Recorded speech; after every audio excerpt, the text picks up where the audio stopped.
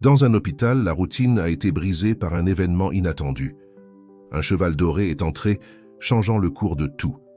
Avec prudence, il s'est approché d'un bébé dans le coma. Étonnamment, l'impossible est devenu réalité, touchant le cœur de tous. Avant d'entendre ce récit émouvant, n'oubliez pas de vous abonner à la chaîne pour plus d'histoires incroyables. La nuit où tout a changé à l'hôpital Saint-Louis, l'infirmière-chef Sophie Martin terminait sa 12e garde consécutive. Le ciel de Paris était exceptionnellement étoilé, chose rare pour une métropole si illuminée. Il était exactement 23h47 quand les portes automatiques de l'hôpital se sont ouvertes sans que personne n'active le capteur. Le bruit des sabots contre le sol hospitalier a résonné dans les couloirs aseptisés. Un majestueux cheval à la robe dorée, avec une crinière qui semblait faite de fils d'or liquide, est entré dans l'établissement avec une élégance surnaturelle. Ses yeux, d'un bleu profond et cristallin, émanaient une sagesse ancienne, comme s'il portait les secrets d'autres mondes. Sophie, qui se trouvait au poste d'infirmière du premier étage, est restée paralysée. En 20 ans de carrière, elle n'avait jamais assisté à quelque chose d'aussi extraordinaire. L'animal se déplaçait avec une précision impossible, comme s'il connaissait chaque couloir de l'hôpital. Plus surprenant encore était le fait qu'aucun des systèmes de sécurité n'avait été déclenché. « C'est impossible », murmura-t-elle pour elle-même, tout en observant le cheval se diriger avec détermination vers l'USI néonatal. Son premier instinct fut d'appeler la sécurité, mais quelque chose au fond d'elle l'en empêcha. Il y avait une aura de sérénité entourant cette créature qui défiait toute logique. Dans le lit 108 de l'USI néonatal, le petit Thomas achevait son 10e jour de vie, luttant bravement contre une condition que les médecins ne parvenaient pas encore à diagnostiquer avec précision. Ses parents, François et Marie Dupont, avaient passé tout l'après-midi à ses côtés, étant pratiquement obligés de rentrer chez eux se reposer par l'équipe médicale. Le docteur Pierre Moreau, néonatologiste responsable du cas, était justement en train d'analyser les derniers examens de Thomas lorsque le cheval doré a traversé les portes de l'USI. Le médecin, connu pour son scepticisme et sa rationalité inébranlable, a laissé tomber le dossier qu'il tenait. Le bruit métallique a résonné dans l'unité, mais le cheval n'a pas réagi. « C'est impossible », chuchota le docteur Moreau, ajustant ses lunettes comme s'il doutait de sa propre vision. L'animal, cependant, a continué son chemin déterminé jusqu'à s'arrêter exactement à côté du berceau de Thomas. L'infirmière Sophie, qui avait suivi le cheval, est entrée dans l'USI juste après, accompagnée du docteur Claire Durand, pédiatre de garde. Les 3 témoins observaient, stupéfaits, tandis que le magnifique animal baissait sa tête vers le bébé. C'est à ce moment que les moniteurs ont commencé à enregistrer des changements significatifs. Les battements cardiaques de Thomas, auparavant irréguliers, ont trouvé un rythme stable. Sa saturation en oxygène, qui n'avait jamais dépassé 89%, a commencé à monter progressivement. 90%, 92%, 95%. Les paramètres se normalisent, s'exclama le docteur Durand, courant pour vérifier les équipements. C'est comme s'il répondait à la présence du cheval. L'animal restait immobile, son museau délicatement proche du visage du bébé, tandis qu'une lumière ténue et bleutée commençait à émaner de son corps. La température de l'USI, toujours rigoureusement contrôlée, semblait osciller et un arôme doux de fleurs des champs emplissait l'environnement. La nouvelle de la présence du mystérieux visiteur commença à se répandre dans l'hôpital. Des employés d'autres secteurs trouvaient des excuses pour passer par l'USI néonatal, certains enregistrant discrètement le moment avec leur téléphone portable, d'autres s'arrêtant simplement pour contempler cette scène surréaliste. Dr Moreau, tentant toujours de maintenir sa posture scientifique, commença à documenter chaque changement dans les signes vitaux de Thomas. « Cela défie toutes les lois de la médecine que je connais », admit-il, sa voix trahissant un mélange de fascination et d'incrédulité. Sophie, quant à elle, se souvint de sa grand-mère, une guérisseuse de la campagne normande, qui parlait toujours d'animaux sacrés et de leur pouvoir de guérison. Il existe des mystères dans ce monde que la science ne peut pas encore expliquer, disait souvent la vieille dame, tout en préparant ses tisanes et ses onguents. À minuit, François et Marie reçurent un appel de l'hôpital. Contrevenant à tous les protocoles, le docteur Durand sentit qu'elle devait les informer de l'événement extraordinaire qui se produisait. Venez immédiatement, fut tout ce qu'elle put dire. Quand le couple arriva essoufflé et anxieux, ils trouvèrent une petite foule d'employés réunis près de l'USI néonatal. Le cheval doré continuait sa veille silencieuse aux côtés de Thomas, dont la couleur s'était visiblement améliorée. Le moniteur cardiaque émettait un bip rythmé et fort, comme une musique d'espoir. Marie, qui avait perdu tout espoir après des jours de pronostics décourageants, sentit ses jambes faiblir. François la soutint, et ensemble ils s'approchèrent du berceau de leur fils. Le cheval releva légèrement la tête, ses yeux bleus, rencontrant ceux des parents du bébé, transmettant un message silencieux de réconfort et de promesse. « C'est un miracle », murmura Marie, les larmes coulant sur son visage tandis qu'elle observait son fils respirer avec une force qu'il n'avait jamais montrée auparavant. François, homme pragmatique qu'il avait toujours été, se retrouva sans mots face à cette manifestation de l'inexplicable. La nuit avançait, et l'hôpital Saint-Louis, normalement plongé dans la routine méthodique des soins médicaux, se transformait en scène d'un événement qui défiait la compréhension humaine. Le cheval doré, gardien silencieux, restait ferme dans sa mission, tandis que le petit Thomas, pour la première fois depuis sa naissance, semblait véritablement en paix. Personne n'osait interférer dans cette connexion mystérieuse entre l'animal et le bébé. Les heures passaient, et une nouvelle réalité s'établissait dans cet environnement hospitalier où science et mystère s'entrelaçaient de manière inexplicable. La nuit qui avait commencé comme n'importe quelle autre se transformait en prélude d'une histoire qui changerait à jamais la vie de tous les impliqués. L'aube apporta avec elle une atmosphère différente à l'hôpital Saint-Louis. La nouvelle du cheval doré et de sa mystérieuse connexion avec le petit Thomas s'était répandue comme une traînée de poudre, attirant l'attention non seulement des employés, mais aussi des médias locaux qui commençaient à s'agglutiner à l'entrée de l'hôpital. La directrice administrative, Dr Elisabeth Leclerc, une femme de 60 ans connue pour sa rigueur et son attachement au protocole, convoqua une réunion d'urgence à 7 heures du matin. Dans son bureau au 10e étage, elle regardait l'équipe médicale avec une expression qui mêlait préoccupation et incrédulité. « Nous devons discuter de la situation insolite à laquelle nous sommes confrontés », commença-t-elle, ajustant ses lunettes à monture dorée. « Nous avons un cheval, un animal de grande taille, à l'intérieur de notre USI néonatal. Cela viole toutes les normes de biosécurité existantes. Dr Moreau, qui n'avait pas quitté son poste pendant toute la nuit, intervint immédiatement. « Dr Leclerc, je sais que cela semble absurde, mais je dois vous montrer quelque chose. » Il ouvrit un dossier avec les résultats des examens de Thomas des dernières 12 heures. Les chiffres ne mentent pas. L'amélioration est extraordinaire et inexplicable selon les standards médicaux conventionnels. L'infirmière Sophie, qui participait également à la réunion, ajouta « De plus, l'animal démontre un comportement impossible à expliquer. Il ne produit pas de saleté, ne s'agite pas, maintient une posture presque sacrée. » Dans l'USI néonatal, Marie et François alternaient entre des sommeils sur un fauteuil improvisé, refusant de laisser leur fils. Le cheval restait dans sa position, émanant cette lumière bleutée qui semblait pulser en synchronie avec les battements cardiaques de Thomas. La crinière dorée de l'animal produisait occasionnellement de petits reflets qui dansaient sur les murs, créant un spectacle hypnotisant. Durant la matinée, une figure inattendue arriva à l'hôpital. Madame Jeanne, une dame de 85 ans, connue dans la région comme une sage guérisseuse. Vêtue de vêtements simples mais impeccablement propres, elle traversa le hall principal avec une dignité qui faisait naturellement s'écarter les gens sur son passage.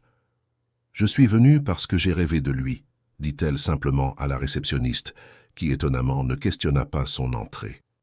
En arrivant à l'USI néonatal, Madame Jeanne s'arrêta à la porte, ses yeux sombres brillant de reconnaissance en voyant le cheval doré. « C'est un gardien », prononça-t-elle avec révérence. « Ils apparaissent rarement, seulement quand une âme spéciale a besoin de protection. » Sa présence attira immédiatement l'attention de Sophie, qui reconnut en elle la même sagesse que sa grand-mère possédait. Madame Jeanne s'approcha du berceau de Thomas, faisant une petite révérence au cheval, qui répondit par un doux mouvement de tête. « Ce garçon, continua-t-elle, porte un don très spécial. Le gardien est venu s'assurer qu'il survive pour accomplir son destin. » L'équipe médicale, qui observait initialement la scène avec scepticisme, ne put ignorer quand les moniteurs commencèrent à enregistrer une nouvelle vague d'amélioration dans les signes vitaux de Thomas, coïncidant avec les paroles de la vieille dame. Dr Moreau, qui était revenu de la Réunion, se retrouva partagé entre sa formation scientifique et l'inexplicable se produisant sous ses yeux. « Comment pouvons-nous expliquer cela ?» murmura-t-il, plus pour lui-même que pour les autres. « Tout n'a pas besoin d'être expliqué, docteur, » répondit Madame Jeanne avec un sourire serein. « Certaines choses doivent simplement être acceptées et comprises avec le cœur. » Pendant ce temps, dans le couloir de l'hôpital, se formait une file de personnes attendant pour jeter un bref coup d'œil au phénomène. Des employés d'autres secteurs, des patients qui pouvaient se déplacer et même quelques visiteurs attendaient patiemment leur tour pour témoigner de l'extraordinaire. Marie, observant le mouvement, serra la main de François avec force. « Tu te rends compte ? Notre fils unit les gens. C'est comme s'il apportait de l'espoir non seulement à nous, mais à tous ceux qui entendent parler de cette histoire. » François, qui avait toujours basé ses décisions sur des faits concrets, se retrouvait à expérimenter une profonde transformation intérieure. « Peut-être qu'il existe plus de mystères dans le monde que nous ne l'imaginons, » réfléchit-il, observant son fils dormir paisiblement pour la première fois depuis sa naissance. Dans l'après-midi, le docteur Leclerc retourna à l'USI néonatale, cette fois accompagné d'une équipe de spécialistes en thérapie assistée par les animaux. Parmi eux se trouvait le docteur Sarah Thompson, une chercheuse britannique qui avait mis en œuvre des programmes similaires dans divers hôpitaux européens. « En toutes mes années de recherche, je n'ai jamais rien vu de pareil, » admit Dr Thompson, émerveillé par la scène. « Mais il existe des études qui prouvent le pouvoir thérapeutique des animaux. Peut-être sommes-nous face à quelque chose qui transcende notre compréhension actuelle de la médecine. » La journée avançait, et avec elle croissait le nombre de rapports d'événements inexplicables dans l'hôpital. Des infirmiers juraient avoir vu de petites lumières dorées flottant dans les couloirs. Des patients à d'autres étages rapportaient des sensations de bien-être inexplicables. Certains affirmaient avoir rêvé du cheval doré, se réveillant avec une sensation renouvelée d'espoir. Madame Jeanne, qui était restée à l'hôpital pendant des heures, commença à partager d'anciennes histoires sur des gardiens similaires dans d'autres cultures et époques. Ces paroles, chargées de sagesse ancestrale, trouvaient écho dans les cœurs des présents, créant un pont entre le mystique et le réel. « Les gardiens apparaissent à des moments cruciaux, » expliqua-t-elle, « quand l'équilibre entre les mondes doit être restauré. Ce cheval n'est pas ici seulement pour le petit Thomas, mais pour nous rappeler quelque chose que nous avons tendance à oublier. La vie est un mystère sacré qui va au-delà de notre compréhension rationnelle. » À mesure que le soleil commençait à se coucher, lançant des rayons orangés à travers les fenêtres de l'USI, le cheval doré restait dans sa veille infatigable. Sa présence avait transformé l'hôpital Saint-Louis en un lieu où l'impossible devenait réalité, où l'espoir prenait forme physique et où la frontière entre science et miracle devenait de plus en plus mince. La nuit approchait, apportant avec elle la promesse de plus de mystères et de révélations. Le petit Thomas, protégé par son gardien doré, continuait son parcours de récupération, inconscient de l'impact que son histoire avait sur tous ceux qui l'entouraient. L'hôpital Saint-Louis, autrefois juste une institution médicale de plus, se transformait graduellement en un sanctuaire où l'extraordinaire avait trouvé sa place. Le 3e jour de la présence du cheval doré apporta avec lui des découvertes surprenantes. Durant l'après-midi, tandis que le docteur Moreau réalisait une nouvelle batterie d'examens sur Thomas, Marie trouva dans son sac un ancien médaillon de famille qu'elle n'avait pas vu depuis des années. L'objet, une pièce ornementée en or vieilli, présentait la gravure d'un cheval identique au gardien qui veillait sur son fils. « Cela appartenait à mon arrière-grand-mère », expliqua Marie à l'infirmière Sophie, ses mains tremblant légèrement en tenant le médaillon. Elle disait toujours que c'était un héritage de Bretagne, transmis de génération en génération. Il y avait une histoire sur des protecteurs mystiques, mais je n'y ai jamais prêté beaucoup d'attention. Madame Jeanne, qui était revenue à l'hôpital ce matin-là, examina le médaillon avec des yeux experts. « Ce n'est pas une coïncidence, » affirma-t-elle avec conviction. « Votre famille a une connexion ancienne avec les gardiens. Le médaillon est un sceau, une marque de protection qui traverse les générations. » Pendant ce temps, au 10e étage, le docteur Leclerc recevait un appel intrigant de l'hôpital St. Mary, à Londres. Un cas similaire s'y était produit en 1923, documenté dans des registres préservés dans les archives historiques de l'hôpital. Un cheval aux caractéristiques identiques était apparu pour sauver un enfant en phase terminale. Les registres montrent que l'enfant a non seulement survécu, rapporta l'archiviste, britannique par téléphone, mais a développé une capacité extraordinaire de guérison. Elle est devenue l'une des médecins les plus renommés du XXe siècle, sauvant d'innombrables vies avec des méthodes révolutionnaires de traitement.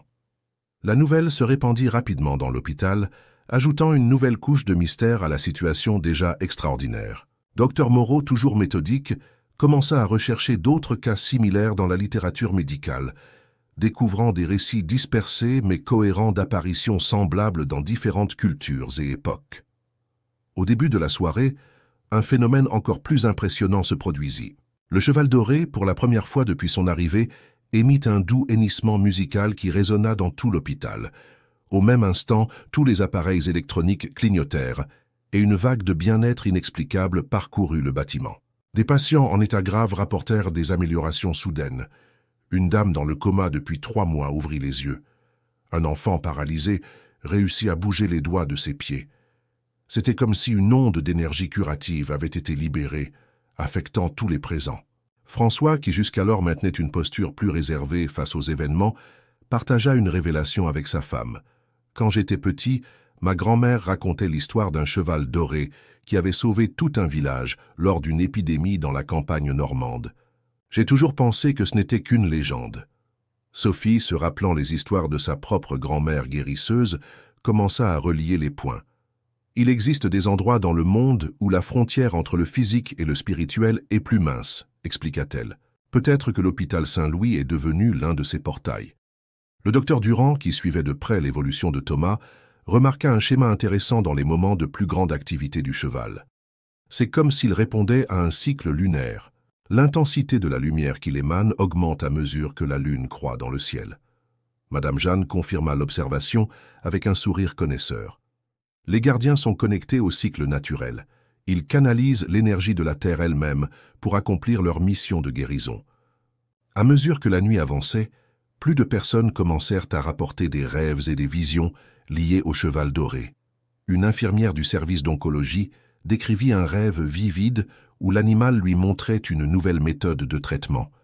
Un médecin résident se réveilla avec la compréhension claire de comment résoudre un cas qui l'intriguait depuis des semaines. Marie, assise près du berceau de Thomas, remarqua que le médaillon dans ses mains avait commencé à émettre une lueur douce, similaire à l'aura du cheval. En l'approchant de son fils, les moniteurs enregistrèrent une nouvelle vague d'amélioration dans ses signes vitaux. « C'est comme si le médaillon amplifiait l'énergie du gardien », observa Madame Jeanne, ses yeux brillants d'une sagesse ancienne. « Votre famille a toujours été destinée à ce moment, Marie. Thomas n'est pas seulement en train d'être guéri, il est préparé pour quelque chose de plus grand. » L'équipe médicale, maintenant totalement impliquée dans le phénomène, commença à documenter chaque occurrence avec précision scientifique, même si les explications conventionnelles n'étaient pas suffisantes. Le docteur Moreau, en particulier, se mit à mêler ses connaissances médicales avec les observations mystiques de Madame Jeanne, créant un nouveau protocole d'observation qui considérait tant les aspects physiques que spirituels.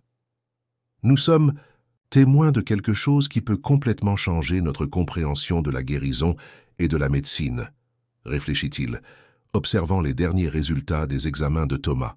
Peut-être que la véritable guérison a toujours été une combinaison de science et de quelque chose de plus profond, quelque chose que nos ancêtres comprenaient mieux que nous. À minuit, un nouveau phénomène commença à se manifester. De petites lumières dorées, semblables à des lucioles, commencèrent à danser autour du berceau de Thomas, formant des motifs complexes dans l'air. Le cheval gardien restait immobile, mais sa présence semblait plus forte que jamais, comme s'il orchestrait une symphonie silencieuse d'énergie curative. Le docteur Leclerc, observant tout depuis son bureau à travers les caméras de sécurité, se rendit finalement à la magnitude de l'inexplicable. Dans ses mains reposait un rapport préliminaire qui documentait plus de 50 cas d'amélioration inexplicables chez des patients depuis l'arrivée du cheval doré. L'hôpital Saint-Louis, s'était transformé en un épicentre d'espoir et de mystère, où chaque nouveau lever de soleil apportait avec lui la promesse de plus de révélations et de miracles.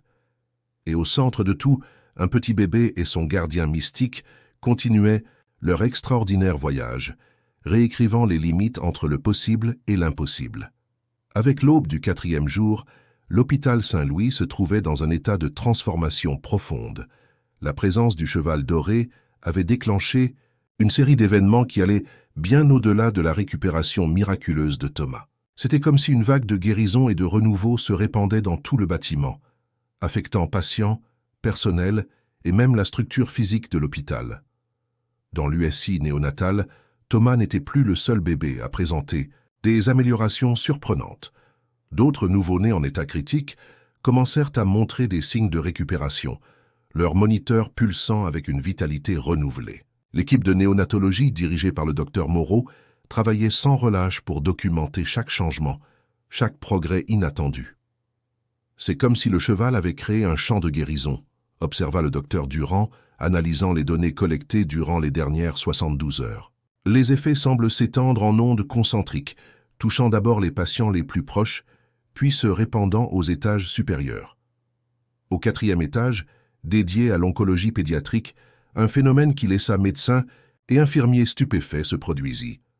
Amélie, une fillette de 8 ans en phase terminale de leucémie, se réveilla le matin en racontant un rêve vivide avec le cheval doré. À la stupéfaction de tous, ces examens réalisés peu après révélèrent une réduction significative des cellules cancéreuses.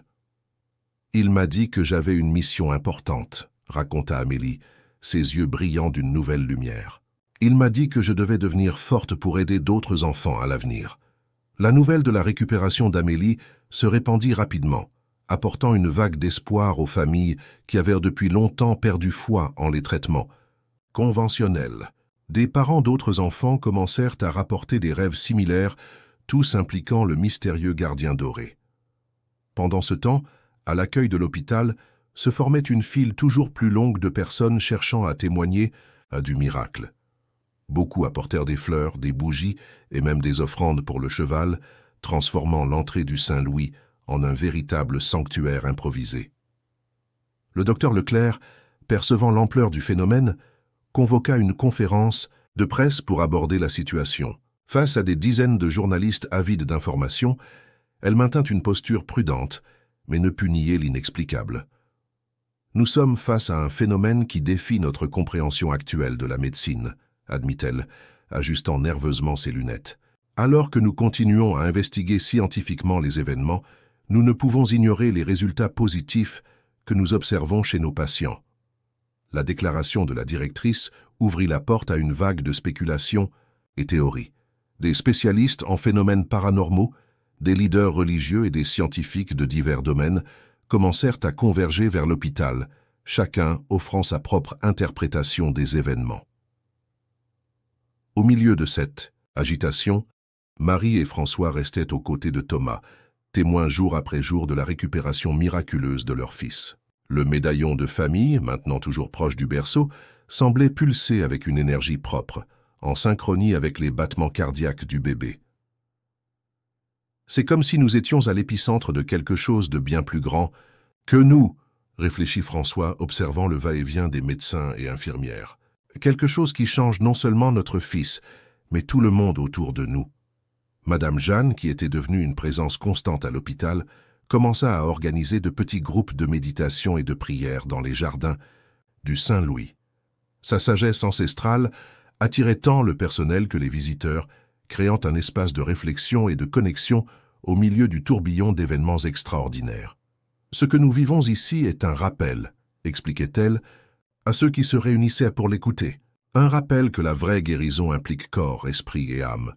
Le cheval gardien est venu nous enseigner à nous reconnecter avec cette sagesse ancienne. À mesure que la journée avançait, de nouveaux rapports de guérison inexplicables continuaient d'émerger. Dans le service de cardiologie, des patients avec des pronostics réservés commencèrent à présenter des améliorations significatives. Dans l'aile psychiatrique, des cas chroniques de dépression et d'anxiété montraient des signes de rémission. Le docteur Moreau, plongé dans sa recherche, commença à théoriser sur la nature de l'énergie émanant du cheval doré. « C'est comme si nous traitions avec une forme de radiation bénéfique », expliqua-t-il à son équipe. « Quelque chose qui stimule le processus naturel de guérison du corps à un niveau que nous ne comprenons pas encore complètement. » Pendant ce temps, dans l'USI néonatale, le cheval gardien restait dans sa veille silencieuse. Sa présence, auparavant vue avec étonnement et incrédulité, était maintenant acceptée comme partie intégrante de l'environnement hospitalier. Les infirmiers lui parlaient, les patients en récupération venaient le remercier, et même les médecins les plus sceptiques trouvaient du réconfort dans sa présence sereine. À la tombée de la nuit, un nouveau phénomène commença à se manifester. De petites étincelles dorées, presque imperceptibles à l'œil nu, commencèrent à se détacher de la crinière du cheval, flottant dans l'air comme de minuscules étoiles. Partout où elles se posaient, sur un patient, sur une plante, ou même sur les murs de l'hôpital, elles laissaient une trace de vitalité renouvelée. L'infirmière Sophie, observant le spectacle avec admiration, ne put contenir une exclamation d'étonnement. « C'est comme si l'hôpital lui-même était vivant », murmura-t-elle, voyant les murs auparavant ternes gagner un éclat subtil. Dans la salle de repos des médecins, une discussion animée se déroulait. Certains défendaient la nécessité de garder le phénomène secret, craignant une invasion de curieux qui pourrait perturber l'équilibre délicat atteint.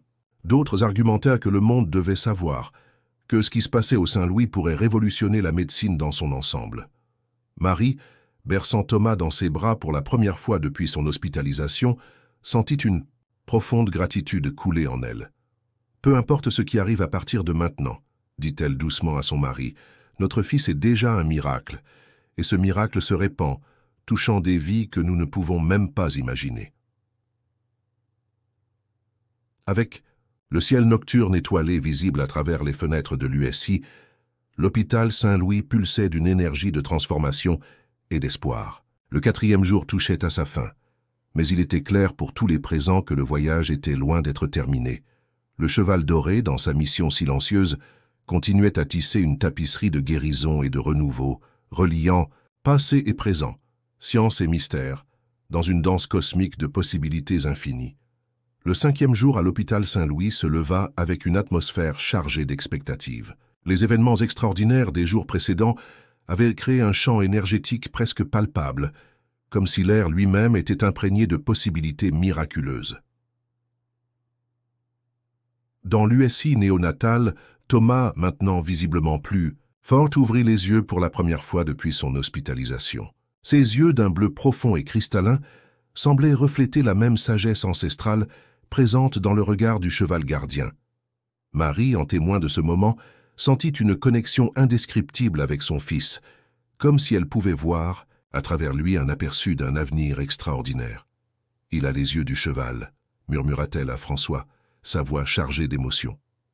Le docteur Moreau, en examinant Thomas ce matin-là, remarqua quelque chose d'encore plus surprenant. « Les marques de naissance », s'exclama-t-il, pointant vers de petites taches dorées qui étaient apparues sur la peau du bébé, formant un motif qui rappelait des constellations. Elles n'étaient pas là avant. Madame Jeanne, appelée en urgence, pour consultation, examina les marques avec révérence. « Ce sont des sceaux de protection », expliqua-t-elle. « Le gardien ne fait pas que guérir Thomas, il le prépare pour un plus grand dessein. » Pendant ce temps, dans les couloirs de l'hôpital, un phénomène curieux commença à se manifester. Patients et personnel rapportaient entendre une musique douce, presque imperceptible, qui semblait émaner des murs eux-mêmes. La mélodie, décrite comme un mélange de sons de la nature avec des notes cristallines, avait un effet profondément apaisant sur tous ceux qui la percevaient. Le docteur Durand, intrigué par ces rapports, initia une série d'expériences pour tenter de capturer et d'analyser ces sons mystérieux. C'est comme si l'hôpital avait développé son propre pouls, sa propre fréquence de guérison, théorisa-t-elle, analysant les graphiques d'ondes sonores sur son ordinateur. Au 5e étage, dédié à la réhabilitation, un événement défiant toutes les attentes médicales se produisit. Jean, un homme de 45 ans paralysé depuis une décennie suite à un accident de voiture, rapporta avoir rêvé du cheval doré durant la nuit. À son réveil, à la stupéfaction de tous, il réussit à bouger les orteils. Dans le rêve, le cheval m'a dit qu'il était temps de me lever et de marcher à nouveau, raconta Jean, des larmes de joie coulant sur son visage, tandis qu'il démontrait ses nouveaux mouvements à une équipe de kinésithérapeutes stupéfaits. La nouvelle de la récupération de Jean se répandit rapidement, attirant l'attention de spécialistes en neurologie de tout le pays. Des théories sur la régénération neurale et la plasticité cérébrale commencèrent à circuler, beaucoup argumentant que le champ énergétique créé par le cheval gardien pourrait catalyser des processus de guérison auparavant considérés impossibles. À l'accueil de l'hôpital, le flux de visiteurs et de pèlerins continuait d'augmenter. Des personnes de différentes croyances et origines convergeaient vers le lieu, transformant l'espace en une véritable mosaïque culturelle. Des hindous déposaient des offrandes de fleurs, des chrétiens récitaient le chapelet, des chamans réalisaient des rituels de purification, tous unis par l'espoir et la croyance dans le pouvoir de guérison qui émanait du Saint-Louis. Le docteur Leclerc, pressé par l'attention croissante des médias et de la communauté scientifique, décida d'implémenter un programme de recherche interdisciplinaire pour étudier les phénomènes se produisant à l'hôpital. Des scientifiques, médecins, physiciens quantiques et même des spécialistes en phénomènes paranormaux furent invités à former une équipe d'investigation. Nous sommes face à une opportunité unique d'élargir les limites de notre connaissance sur la guérison et la conscience, déclara-t-elle dans une réunion avec la nouvelle équipe de recherche. Notre objectif est d'unir science et spiritualité d'une façon qui puisse bénéficier à l'humanité dans son ensemble. Alors que l'équipe de recherche s'installait, de nouveaux phénomènes continuaient d'apparaître. Des infirmiers rapportaient que les plantes dans les couloirs et jardins de l'hôpital poussaient à une vitesse accélérée, certaines fleurissant hors saison. La qualité de l'air à l'intérieur du bâtiment s'améliora significativement, les patients avec des problèmes respiratoires éprouvant un soulagement presque immédiat en entrant dans l'hôpital. En fin d'après-midi, un événement inattendu causa une commotion. Le cheval gardien, pour la première fois depuis son arrivée, se déplaça de sa position à côté du berceau de Thomas. Avec des pas lents et majestueux, il parcourut les couloirs de l'USI néonatale, s'arrêtant brièvement à côté de chaque berceau. À son passage, les moniteurs de tous les bébés enregistrèrent des améliorations immédiates dans leurs signes vitaux.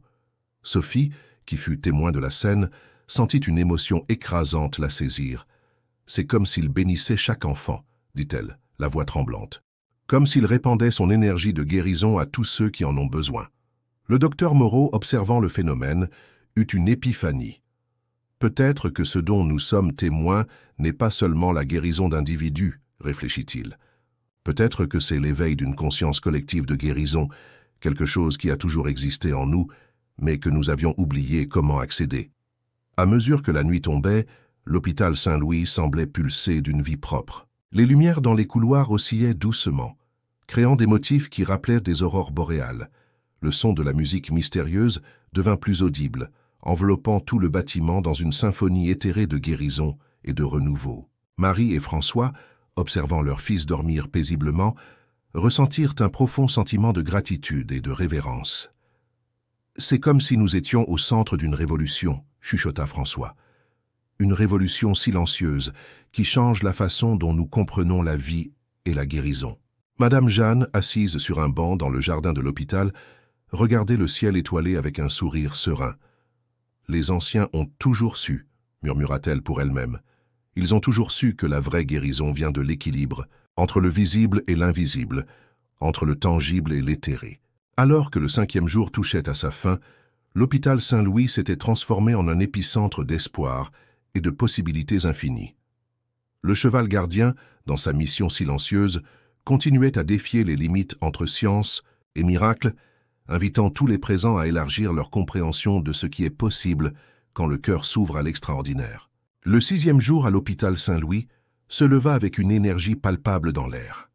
La présence du cheval doré avait déclenché une série d'événements qui allaient bien au-delà de la compréhension conventionnelle de la médecine, transformant l'hôpital en un véritable épicentre de guérison et de renouveau. Dès les premières heures du matin, un phénomène extraordinaire commença à se manifester. Des patients de différentes ailes rapportèrent entendre une musique douce et harmonieuse qui semblait émaner des murs même de l'hôpital. La mélodie, décrite comme un mélange de sons de la nature et de notes cristallines, avait un effet profondément thérapeutique sur tous ceux qui l'apercevaient. Dr Moreau, intrigué par ces récits, décida d'étudier le phénomène de plus près. Équipé d'appareils d'enregistrement de haute sensibilité, il parcourut les couloirs de l'hôpital, captant les mystérieuses vibrations sonores. « C'est incroyable !» s'exclama-t-il, analysant les données sur son ordinateur. « Les fréquences que nous enregistrons correspondent exactement aux fréquences connues pour favoriser la régénération cellulaire et l'équilibre du système nerveux. » Dans l'USI néonatal, Thomas continuait à surprendre l'équipe médicale par sa récupération extraordinaire.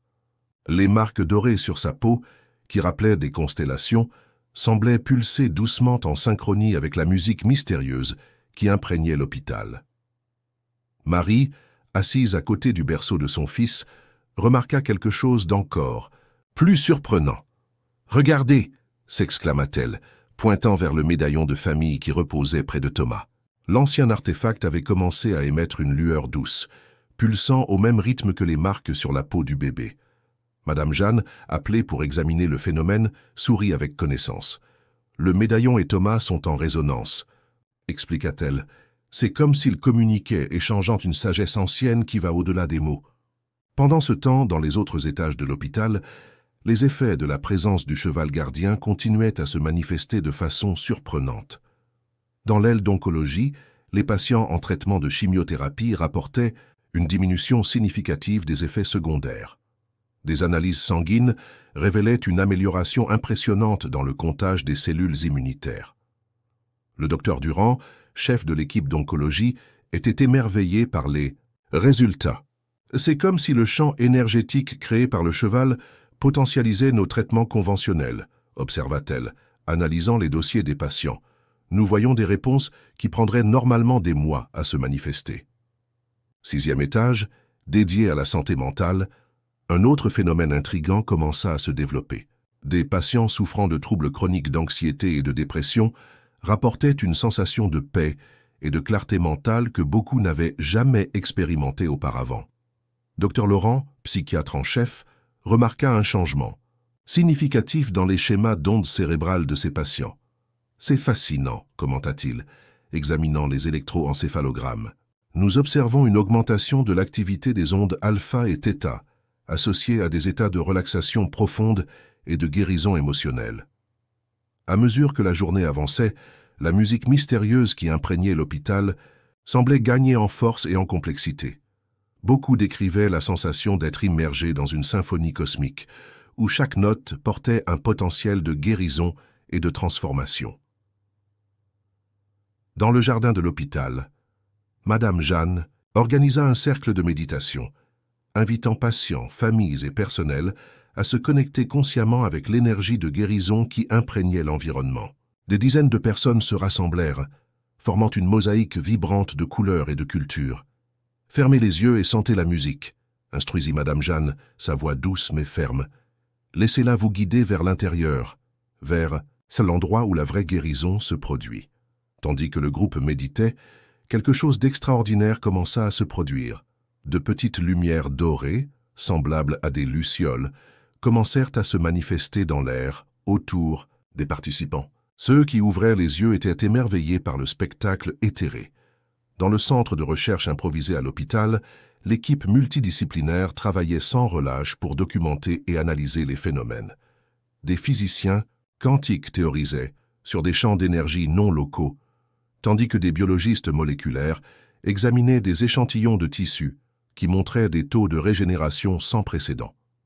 Le docteur Leclerc, observant le travail de l'équipe, ressentit un mélange d'émotions. En tant que scientifique, elle était fascinée par les possibilités d'avancement dans la connaissance médicale.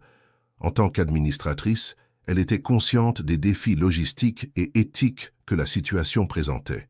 « Nous sommes à la frontière de quelque chose de révolutionnaire », réfléchit-elle, partageant ses pensées avec le docteur Moreau. « Quelque chose qui peut fondamentalement changer notre façon de comprendre la santé et la guérison. » Au crépuscule, le cheval gardien, qui était resté immobile pendant des heures, releva soudainement sa tête majestueuse. Ses yeux, d'un bleu profond et mystérieux, semblaient fixés sur un point distant, comme s'il recevait un message d'un autre plan. À ce moment, la musique qui imprégnait l'hôpital atteignit un crescendo, enveloppant tout le bâtiment dans une vague d'énergie palpable. Patients, médecins, infirmiers et visiteurs, tous sentirent une onde de chaleur et de bien-être parcourir leur corps. Marie, toujours aux côtés de Thomas, sentit une connexion profonde avec son fils, comme si elle pouvait voir à travers ses yeux un futur rempli de possibilités extraordinaires. « Il n'est plus seulement notre fils maintenant », murmura-t-elle à François. « Il appartient à quelque chose de plus grand, quelque chose que nous commençons à peine à comprendre. » À mesure que la nuit tombait sur l'hôpital Saint-Louis, la symphonie de guérison continuait à résonner, ses notes portant des promesses de transformation et de renouveau. Le 6e jour touchait à sa fin, mais il était clair pour tous les présents qu'il n'était qu'au début d'un voyage extraordinaire, un voyage qui promettait de redéfinir les limites entre science et miracle, entre le tangible et l'éthéré. Le PAOSEP, 7e jour à l'hôpital Saint-Louis, se leva avec une atmosphère d'anticipation presque palpable. L'énergie accumulée tout au long de la semaine semblait atteindre un point culminant, comme si le bâtiment entier et ses occupants étaient au bord d'une transformation profonde. Dès les premières heures du matin, un phénomène extraordinaire commença à se manifester. Des patients de toutes les ailes de l'hôpital rapportèrent des rêves vivides et synchronisés, tous impliquant le cheval doré. Chaque rêve, bien qu'unique, partageait un thème commun, un message de guérison collective et d'éveil de la conscience. Dr Moreau, fasciné par ces récits, entreprit immédiatement une étude pour documenter et analyser les rêves. C'est comme si le cheval gardien communiquait directement avec le subconscient collectif de l'hôpital, théorisa-t-il, examinant les schémas qui émergeaient des récits. Dans l'USI néonatal, Thomas ouvrit les yeux, révélant un bleu encore plus profond et lumineux. Marie et François, qui s'étaient endormis à côté du berceau, s'éveillèrent avec la sensation d'avoir participé à un voyage spirituel profond. « J'ai vu notre fils grandir », chuchota Marie, ses paroles chargées d'émotion.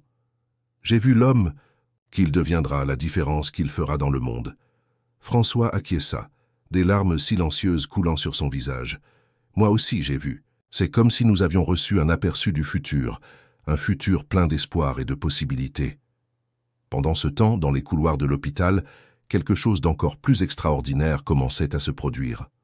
Les plantes dans les pots et jardins intérieurs commencèrent à fleurir dans une explosion de couleurs et de fragrances, indépendamment de la saison.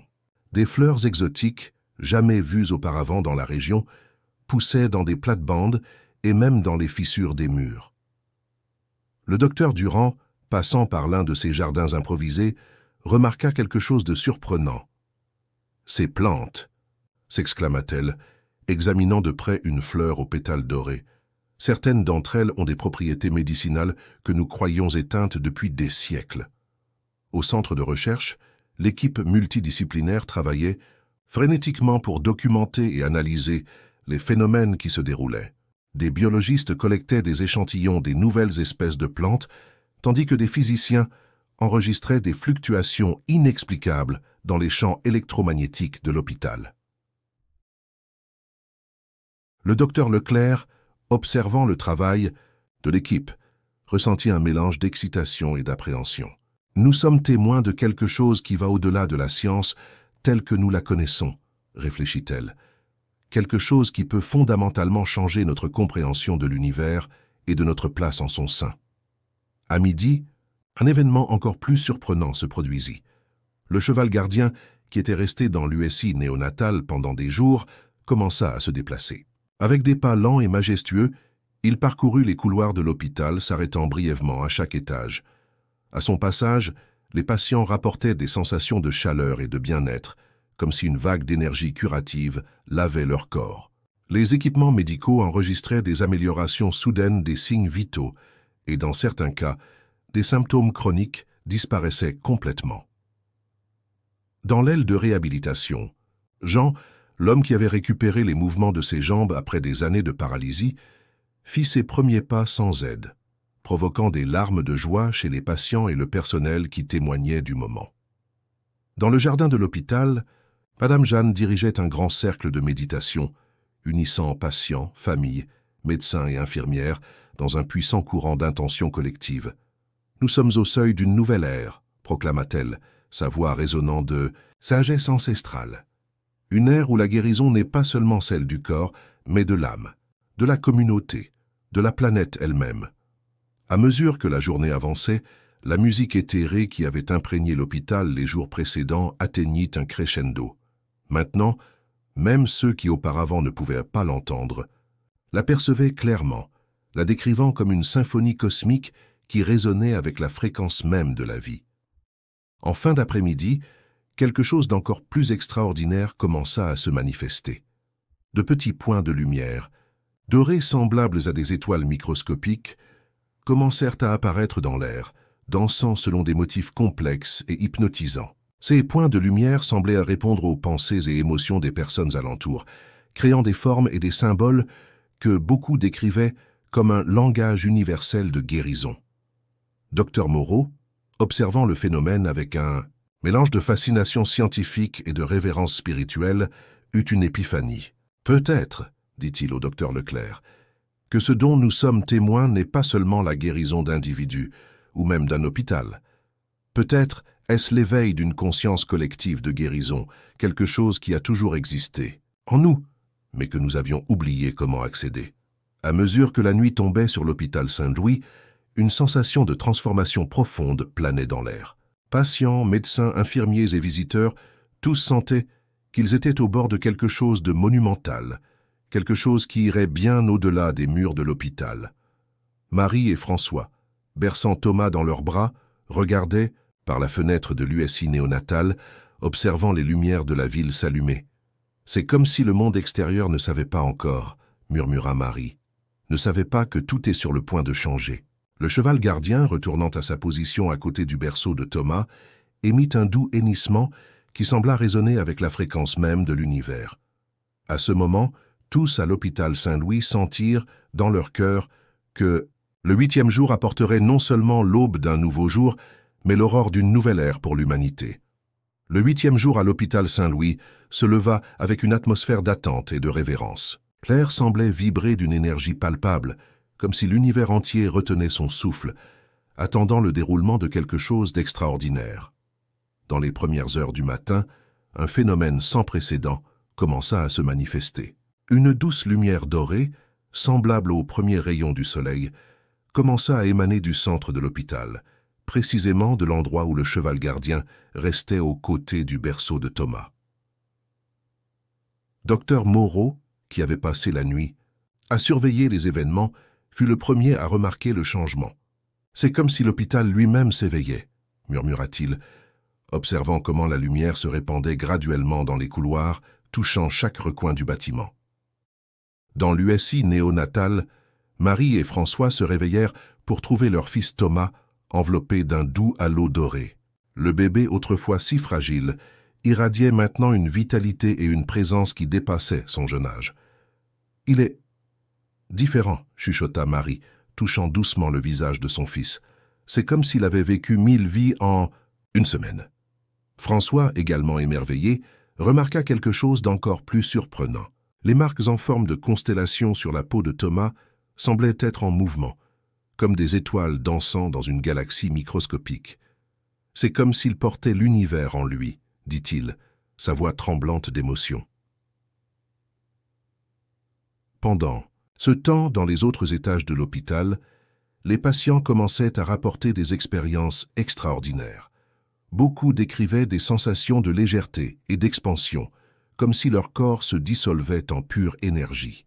D'autres parlèrent de visions de réalités alternatives, de vies passées et futures, toutes convergeant vers un point d'unité cosmique. Le docteur Durand, courant d'une chambre à l'autre pour documenter les récits, pouvait à peine contenir son excitation.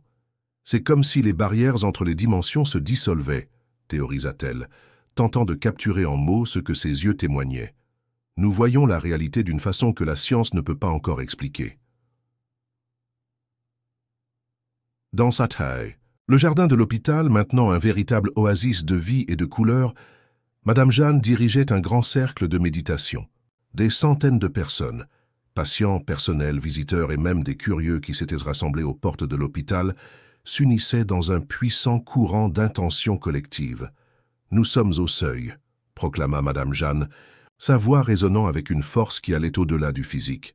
Le seuil entre ce que nous étions et ce que nous pouvons devenir, entre la séparation et l'unité, entre la maladie et la guérison totale.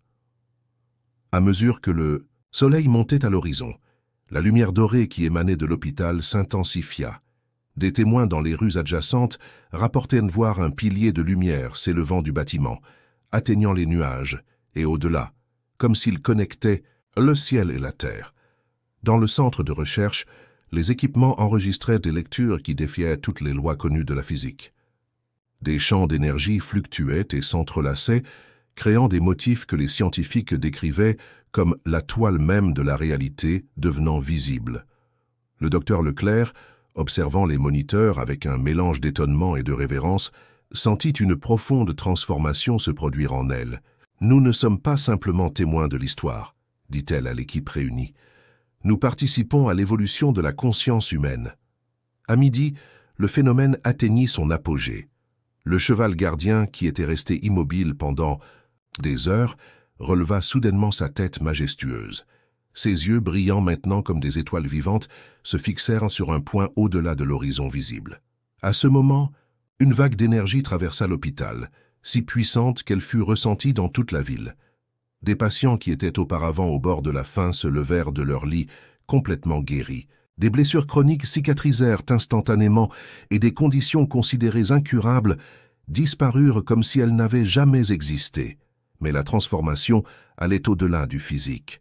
Tous les présents ressentirent une expansion de conscience, une compréhension profonde de l'interconnexion de toutes choses. Les barrières de langue, de culture et de croyance se dissolvèrent, remplacées par une sensation d'unité cosmique. Marie et François, tenant Thomas dans leurs bras, se sentirent enveloppés par une vague d'amour inconditionnel. À ce moment, ils comprirent que leur fils n'était pas seulement à eux, mais un cadeau pour le monde, un catalyseur pour une nouvelle ère de guérison et de compréhension.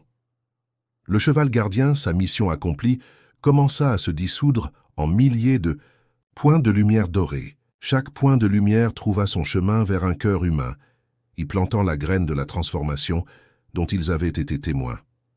À mesure que le soleil commençait à se coucher, l'hôpital Saint-Louis n'était plus seulement un bâtiment, mais un portail, un nexus de possibilités infinies. L'histoire du cheval doré et du bébé miraculeux se répandrait dans le monde, inspirant des millions et défiant les frontières entre science et spiritualité.